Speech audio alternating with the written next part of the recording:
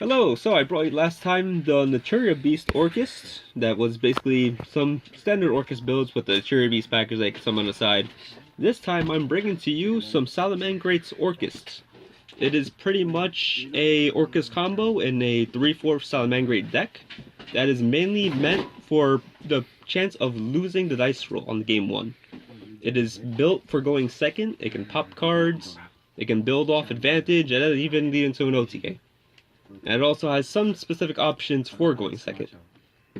So, let us begin. So, starting off with 3 gazelles. Put them a little closer if you can, because it's a little... Oh, yeah. So, standard Salamangreat, you always want to special summon this when you make Baelinks. And if you're going first, you want to ditch Salamangreat Roar. If you're going second, you want to ditch Will the Salamangreat, so that way you can bring one of those 2 cards back. 2 copies of Spinny? 3. Oh, 3 copies of Spinny, whoops. So yeah, Spinny, standard, either discard it from your hand and special summon it belt, or you can use it as Salamangreat Foxy discard for when you use Salamangreat Foxy's revive effect. 3 Foxies. Pop its back rows and floodgates and stuff. Skill drains, it goes through. Very good. You never really want to normal summon it and use the first effect. You always want to revive the effect because we mainly focus on getting bodies on board. Unless your hand is very terrible, which shouldn't really be the case, you can use the mill effect to see if you can get something good. 1 copy of Jaguar. This is basically another Foxy technically. It's a normal summon that revives itself. You don't really use it in the same way as a regular Salamangreat deck where you would use Yugioh, bring this out for like rank 4 praise or anything. It doesn't work like that. It's completely different. Then we go for the Orcust package. 1 Harpor, 1 Symbol, and then 2 Orcust Nightmares. So the reason why we're not playing multiple Harps in this deck is because we don't really run a Dark Extenders at all. So therefore, discarding Harpor doesn't really give you any kind of safety net compared to danger decks and whatnot. So we're just playing minimal combo. Then we have the Phantom Knight package, 1 Cloak, 1 Boot, standard. Playing 3 copies of Ash Blossom, and then 2 Effect Builders. Standard hand traps. Although Effect Builder could be going like something Ghost Ogre, Ghost Spell, depends on what decks you expect to face. Or these are usually sided out for side deck cards. 3 copies of Circle. Usually always using this to get Gazelles to hand, make sure you have Spinnies and Foxies or Jaguar. 3 copies of Silent Minding, same thing, consistency, you want to get your Salamangreats in hand ASAP. 1 copy of Babel for the Orcust stuff, make Star stuff quick effects. 1 Salamangreat Sanctuary for your Salamangreat Reincarnation links. 1 copy of Will to Salamangreat, amazing cards, literally soul charge for this deck 2, but if you're playing the regular Sal deck it's 3 if you use Heatleo. Could do Heatleo in this deck also, which I do have in my side deck. But generally you want to dump this with Gazelle, bring it back like when you're going second, and then you can use to build a ton of advantage. And go through some pretty big combos while board breaking and drawing cards.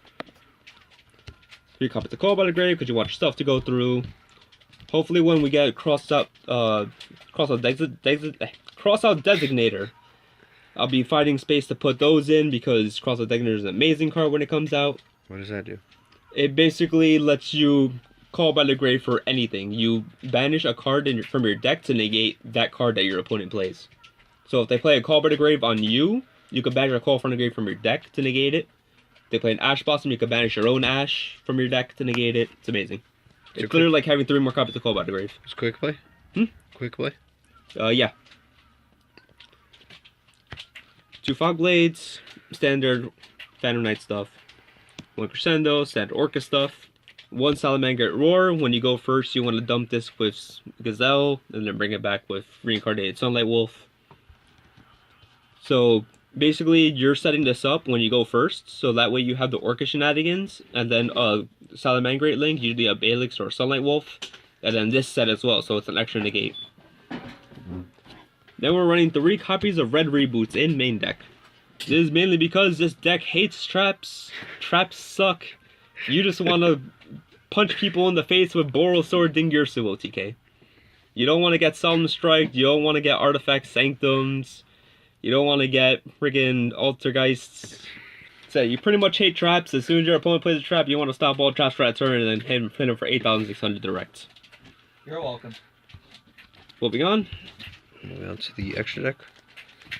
So 2 copies of Dingirsu. Some people do put 1, but I always find it way better to have 2 just to get called by the grades, which sucks really bad. Very powerful card, of course. It's what makes Orcust what it is right now. Get the send a card with Bardish. We'll pop a card with Bardish, send a card with this. You can attach Symbol Skeleton, cycle it around. 1 Mirage Salio. We never use the first effect on like a regular Salamangreat deck. This is mainly for if your opponent has a board that you want to break a monster. You can make this and link it off for a Sunlight Wolf. Send something back to the hands. It's amazing. So basically board breaking. It's literally the only purpose it holds. Unless they do like an Artifact Lancia, and you're not going to be able to go into your Orcust combos, then you can use the effect and just build as much of an advantage as you can, which is also pretty nice.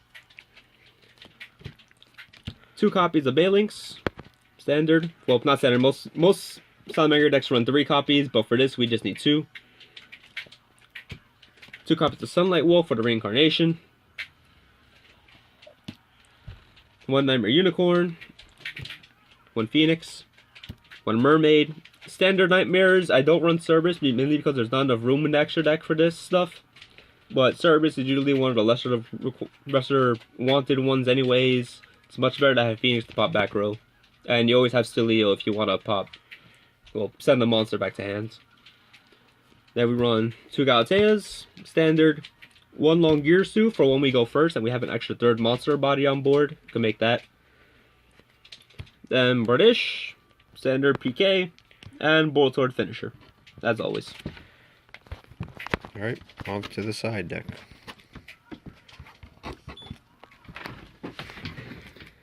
Side deck mainly just depends on what you expect to go against, but usually a little bit of a standard. 3 Prankatops, because Prankatops are just amazing. Going second. So when you go second, when it comes to the side deck, you would usually side out your counter traps, and you can side out the effect veilers. If you depends on how heavy you want to hand trap your opponent. You can side out 1 Fog Blade because you mainly, at most, you just want to revolve Bardish once. 1 Fog Blade is sometimes good enough. So if you really want to make extra deck space to fit in counter cards for games 2 and 3, you can take 1 out. 1 copy of Heat Leo. This is basically in place of making Unicorn if you're against a back row heavy deck, because Unicorn you have to discard a card to do it. This you don't have to discard a card. So basically you just make this instead of Unicorn, get a send without discarding. It's nice. And if you could also do things like make Phoenix first and then like Phoenix off for this, because this just requires fire monsters, Phoenix is a fire. 1 Cerberus just in case you need it, depends on who you're fighting.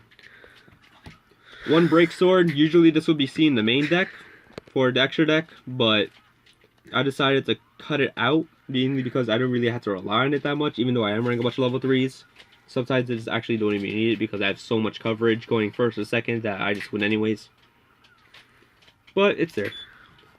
3 copies of Twin Twisters for back row, just in case the red reboots aren't enough, you're up against Mystic Mind, whatnot, Altergeist. 3 copies of Mind Control, just to get rid of problematic cards. Take them for yourself, flick them away for your nightmares. And 3 Evenly Matched. Since basically, if you do go second, you can evenly match your opponent and then just set up as if you were going first in the first place. Make your Bardish, your Dingirsus, etc. So it works out, just because we can set up that kind of combo. You can also put in Kaijus, like 3 Kaijus. Probably take out the mind controls, but for me it's not really that much of a case, but it may be the case for some people. So with that done, I do want to show off a going second combo. This is the going second pretty much the biggest explosive combos you can do. It requires having these 3 Salamangreat monsters, which is actually pretty easy to access to because we're running 3 circles, 3 silent minings, and in case you don't have a Foxy, you can also do the same thing with Salamangreat Jaguar as your normal summon. So, assuming another, 3 cards in hand, it could be anything. Normal summon.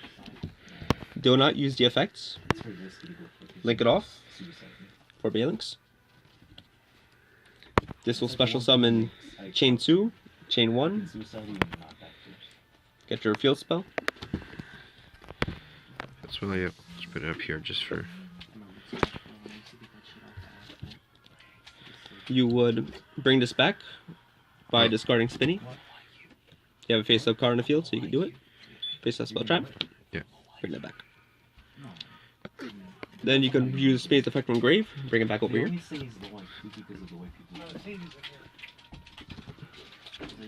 So now you can overlay this.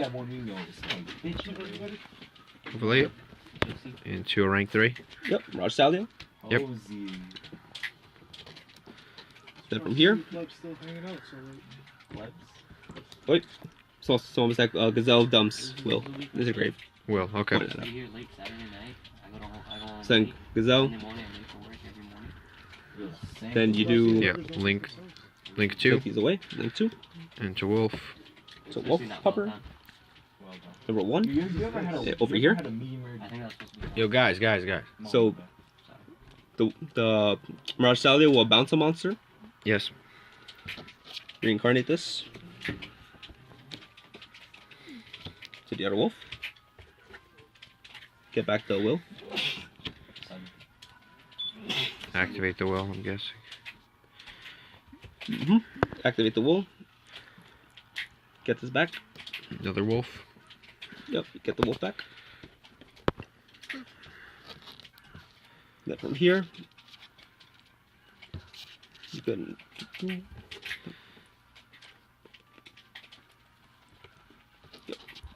Yep. I got the wolves. Link 2 into one of the nightmares, I'm guessing. So you decor. Yep. And that will discard, send the card. Yep. And since it's cold link, you do get the draw. So that's pretty much one of the really big advantages. Also, what you could do is instead of making Mirage Salio, if you just want to pop a back row, you could just make this instead. It would be cold link to the Balinks. So you can pop a back row, draw a card if you don't use Mirage Salio. And that links off for the Nightmare Mermaid. Discard, special summon the Orcust Nightmare, draw a card for co-link. And then from there, you do the standard. Since you have an extra spare monster after this part, you could do the Boral Sword OTK with Dingirsu. Link these off. Galatea. Banish this. Send Wand to Grave. Banish Wands. Look it up. Have Wands. Harp. Skeleton. Turn all these into Boral Sword. Where's the Boral Sword at? Boral Sword up here. Banish Symbol. Bring back the Galatea. And overlay Dingirsu. Now we'll send a card. So you spin something with Mirage Salio being linked away. Then you spin something with Unicorn. Then Dingirsu spins something. And now you have 8600 direct damage. Which is probably hitting face because you're getting rid of whatever monsters they have on the field. Attack, attack, switch defense, attack. And that's pretty much it. And because you're running cards like Red Reboot stuff, you're pretty much guaranteed to not have to worry about any traps anyways. Alright, yep. That's it. So I hope you guys enjoyed. This is pretty much my take on going second, losing the dice roll in game 1, which is probably one of the best ways to win a set, in my opinion. Because game 2, you can probably just either redo something like this, or you go first and you make the regular Orcust board, and then people can't really win against that. So yeah, there you go. Have a good one, guys.